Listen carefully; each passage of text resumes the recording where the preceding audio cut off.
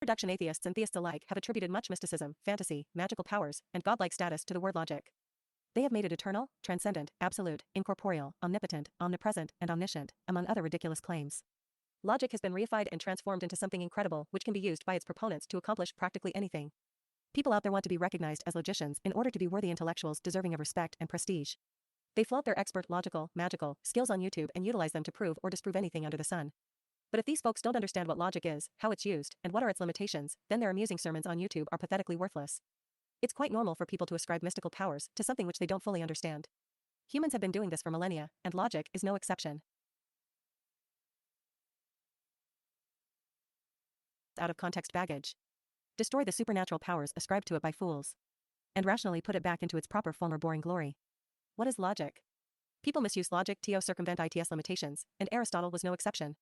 The logic was invented in classical Greece and used as a system of inference by Aristotle. He claimed to use logic as a tool for finding truth, but it didn't prevent him from making some of the most profound errors of thought. Most of the arguments and conclusions he made about physical science were misguided and irrational. But this is not limited to those pre-scientific days of enlightenment. Even to this day, logic is misused repeatedly and on purpose. And there will probably be no end to its purposeful misuse because logic is one of the most powerful tools for deception and coercion in modern societies. So, why did Aristotle make such profound errors with his logic?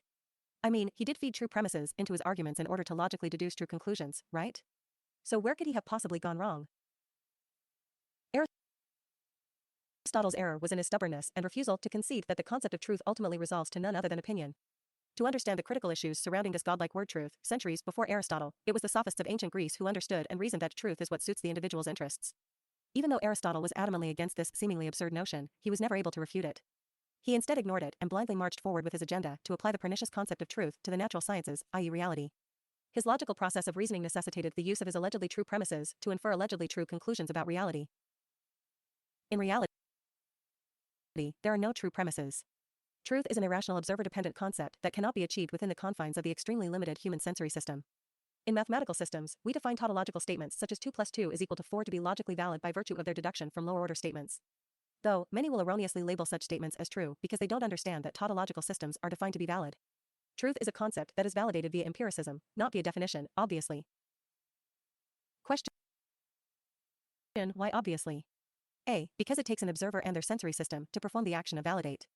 Definitions are concepts. Concepts do not perform actions, like validate, obviously. This is so important that it's worth repeating. Truth is a concept that is validated via empiricism, not via definition. It goes without saying that many people don't understand the concept of truth, its dependency on validation, and its ultimate implications. And it is these ignorant folks who are confused and unwittingly create a religion around their concept of truth. It is these awestruck starry-eyed folks who have reified and raised truth to a godlike status.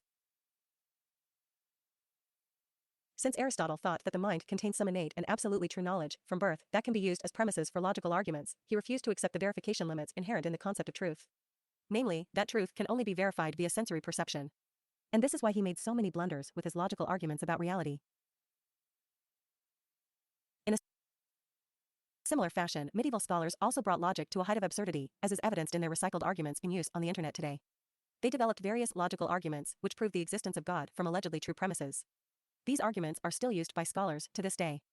The Callum cosmological argument is a fine example of these absurdities.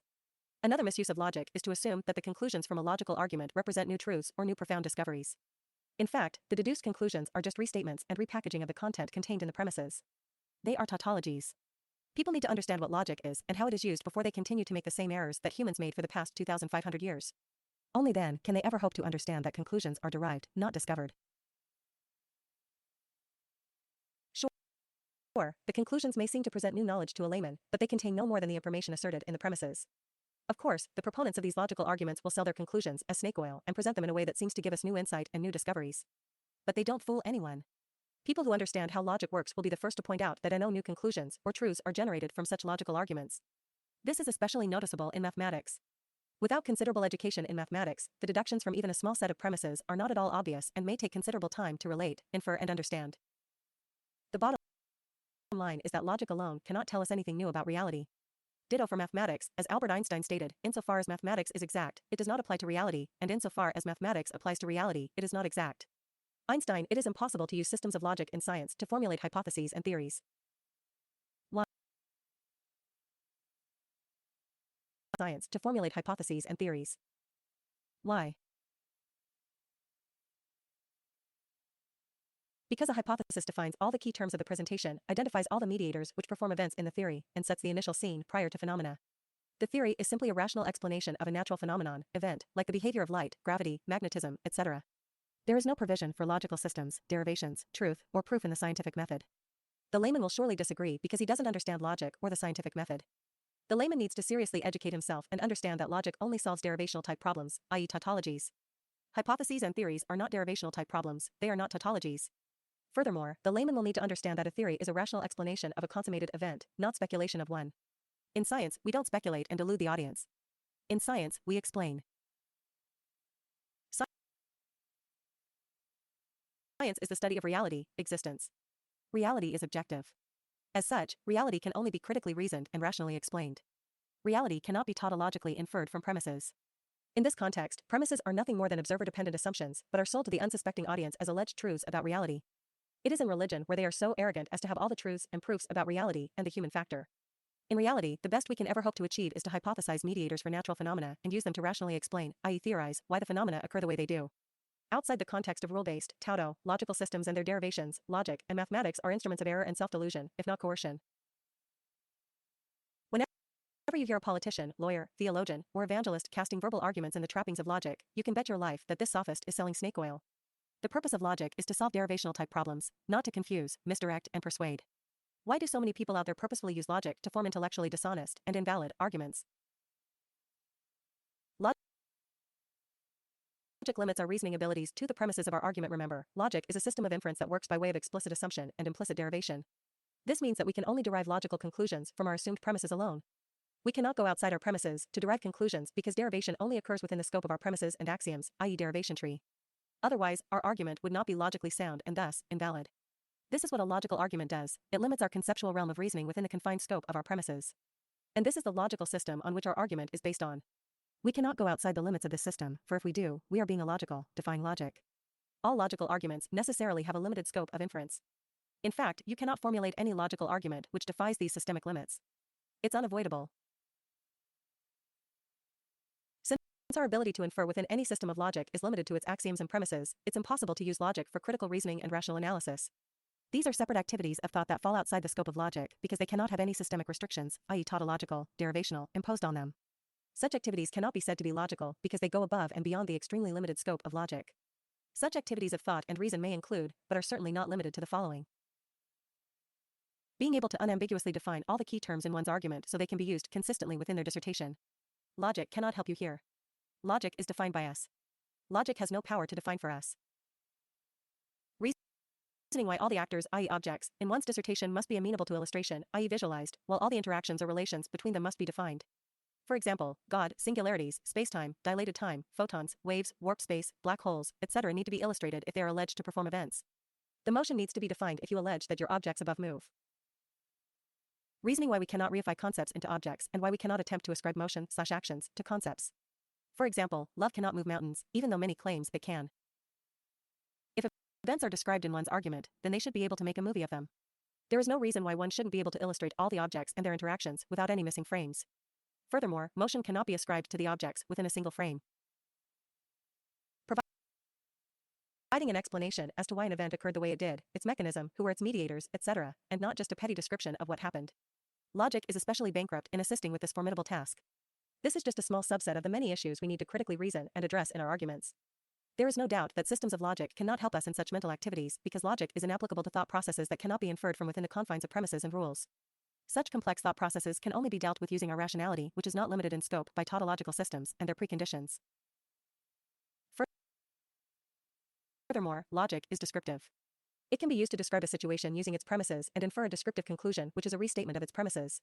Logic has no explanatory capability and gives no new information in its conclusions. We cannot explain why an event occurred using any type of logical argument. Logic cannot help us conclude that a ball falls to the floor because gravitons, forces, or warp space intervened and made it happen. Logic only infers from a limited subset of premises, logic never explains. An explanation can only be reasoned using critical thought and rational analysis outside the confines of a limited, tautological system. Systems of logic are by definition divorced from reality. Logic is inapplicable to reality, i.e. existence. Reality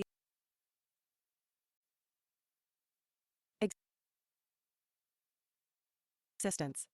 Reality is not rule-based, not predefined by humans or by God, not tautological, and certainly has no specified scope or context. Reality just is. We can only use the scientific method to rationally explain reality's phenomena, i.e., why the ball falls to the floor instead of the ceiling. No amount of logic will help us in this endeavor. Remember, logic has its system-imposed limits, whereas human intelligence, critical thought, and rationality have no limits. It is our critical thinking and rational analysis skills which are put to use when explaining events in reality. Thomas Hofweber summarized it well in the Stanford Encyclopedia of Philosophy. Logic deals with certain valid inferences and good reasoning based on them. It does not, however, cover good reasoning as a whole. That is the job of the theory of rationality. Rather, it deals with inferences whose validity can be traced back to the formal features of the representations that are involved in that inference, be they linguistic, mental, or other representations. Thomas Hofweber. Conclusion: logic is necessarily divorced from reality, i.e., existence. Reality can never be asserted nor inferred. Reality can only be rationally explained. There are far too many dishonest self-professed philosophers on the internet who misrepresent logic, its uses, capabilities, and limitations. These clowns have reified logic into an all-powerful, absolute, transcendent, formless entity that was either created by God, the Big Bang, or is otherwise eternal. It's about time this nonsense is put to rest. It's about time that logic is placed back into its former and proper context. Like politicians and evangelists, most people these days are using logic as nothing more than an instrument of persuasion. But the misuse of logic is rampant in practically all fields, including academia, mathematical physics, engineering, medicine, advertising, and pharmaceuticals, just to name a few.